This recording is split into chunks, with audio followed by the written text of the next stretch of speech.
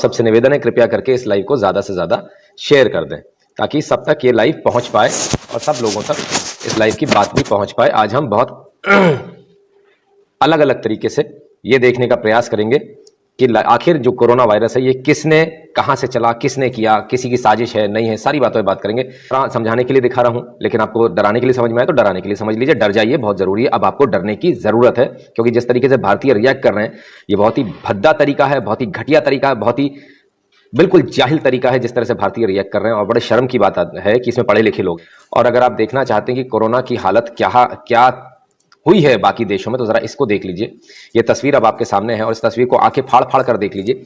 इस तरफ लाशों की लाइन लगी हुई है, ये लाशों की लाइन लगी हुई है और ये उसके बाद क्वारंटाइन हो रहे हैं। ये देखिए ये पूरा पैक कर दिया गया है, पूरा पैक कर दिया गया है। ये चाइना का इलाका है, ये चाइना की स्थिति जो चाइना में जो हुआ था। अभी हम थर्ड स्टेज में पहुंचे नहीं, अभी हम सेकंड स्टेज में। देखिए इसको समझिए, थर्ड स्टेज में नहीं पहुंचे। ये सेकंड स्टेज और थर्ड स्टेज के बीच की स्थिति है। क्या हम इसके लिए तैयार हैं?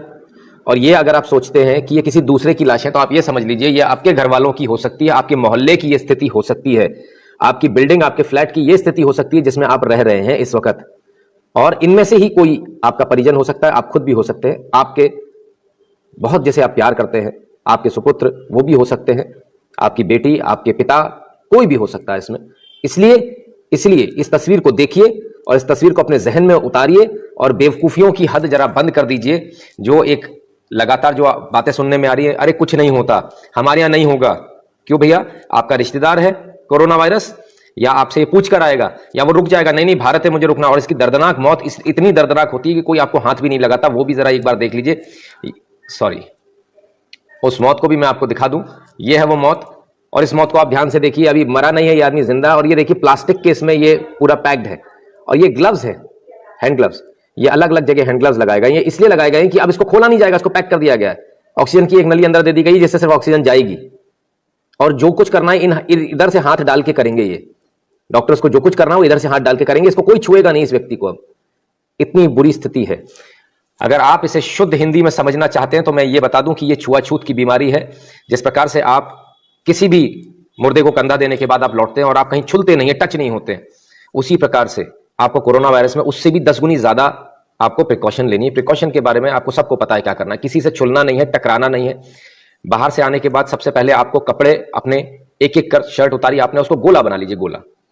और वॉशिंग मशीन जो आपके यहाँ सबसे पीछे रखी रहती है उसको मेन गेट पर ले आइए, गोला बनाकर बिल्कुल धीरे से नीचे रख दीजिए। क्योंकि जब आप कपड़े उतार कर डालेंगे, और हम ये मानकर चलेंगे, हर जगह मानकर चलेंगे ये कोरोना वायरस इसमें है। हम जिससे भी मिलेंगे हम ये मानकर चलेंगे कि उस व्यक्ति में कोरोना वायरस है। हम जो भी दरवाजा पकड़ेंगे हम ये मानकर चलेंगे कि उस दरवाजे के हैंडल में कोरोना वायरस है। ये हमें मानकर चलना पड़ेगा, तभी हम इससे लड़ पाएंगे, तभी हम इससे जीत पाएंगे। इसका कोई इलाज कुछ नहीं है। आपके पास तमाम दवाइयां आ रही होंगी, व्हाट्सएप पे तमाम मैसेज आ रहे होंगे, सर कुछ नहीं होने वाला, विश्वास मानिए कुछ नहीं होने वाला। इटली विश्व में, पूरे विश्व में मेडिकल सर्विसेज में दूसरे नंबर पर आता है, दूसरे नंबर पर पूरे विश्व में। लाशों की लाइन लगी हुई है, लाशें भेज नहीं पा रहे। कल 700 से ज्यादा लोग, तकरीबन 800 के आसपास कल मरे हैं। वहां की सरकार दवा चाहकर भी नहीं दबा पा रही। इतना बड़ा आंकड़ा कि वो चाहकर भी नहीं दबा पा रही। कब्रिस्तान खत्म हो चुके हैं, पूरे भर चुके हैं। अब शहरों से बाहर प्राइवेट जमीन सरकार एक्वायर कर रही है, ले रही है, वहां खोदकर गाड़ा जा रहा है। और ये कोई हाथ से काम नहीं हो रहा। इतना मेहनत काम हाथ से नहीं हो सकता। मेहनत समझते हैं, बहुत विशाल का विराट काम, ये हाथ से नहीं हो सकता। मशीनें लगी हुई हैं, तमाम सारी चीजें हैं जो आपको समझने की जरूरत है। इटली जो दूसरे नंबर पर आता था उसका यह हाल हो गया। तब क्या होगा?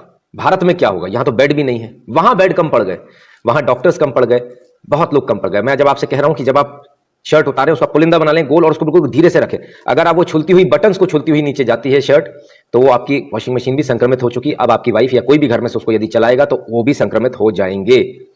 समझ में आना चाहिए। डॉक्टर्स जो कि पूरा सूट पहने हुए थे वो भी संक्रमित हो गए। ऐसे हो गए कि जब सूट उतार रहे थे तो थोड़ी सी लेतलाली हो गई, वो सूट उनको कहीं उनके हाथ में लग गया और उसके बाद कहीं ना कहीं वो एक से दूसरे, दूसरे से तीसरे डॉक्टर के पास पहुंच गया। आपने वो वीडियोस तमाम देखे होंगे जिसमें रेड और येलो लाइन बन रही है कि एक ने छुआ दूसरा इन्फेक्टेड हुआ। तो लगातार लोग इन्फेक्टेड हो रहे हैं। ये स्थिति आप समझ लीजिए, ये जो स्थिति है ये आपके साथ ना हो, ये आपके परिवार वालों के साथ ना हो। इसके लिए बहुत जरूरी है कि आप डरें। इसलिए बहुत जरूरी है कि आप ये तस्वीरें भी देखें। हम ये तस्वीरें शायद आपको कभी नहीं दिखाते, लेकिन दिखाने की जरूरत इसलिए पड़ गई कि जब लाशों की लाइन लगेगी तो वो कुछ इस प्रकार लगेगी जिसे आप रोक नहीं पाएंगे। पूरा ऊपर तक कपड़ा ढका हुआ है, स्पष्ट है कि लोग मर चुके हैं।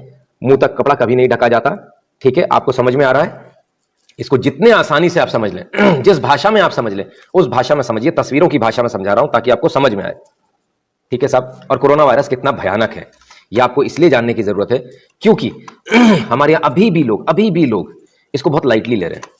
सोशल डिस्टेंसिंग की जिसकी बात हो रही है उसका जरा आप आंकड़ा देखिए किस तरह से होता है। पावर देखिए आप, सोशल डिस्टेंसिंग पहले आदमी को जब होता है 5 दिन बाद 2.5 पीपल को इन्फेक्ट कर चुका होता है। थोड़ा पास से दिखा दूं आपको, अच्छे से देखिए। और 30 दिन बाद जो स्थिति होती है वो होती है 406 लोग। भारत में फिलहाल जो स्थिति है वो तकरीबन 1.5 टू 200% दुगने के हिसाब से बढ़ रही है।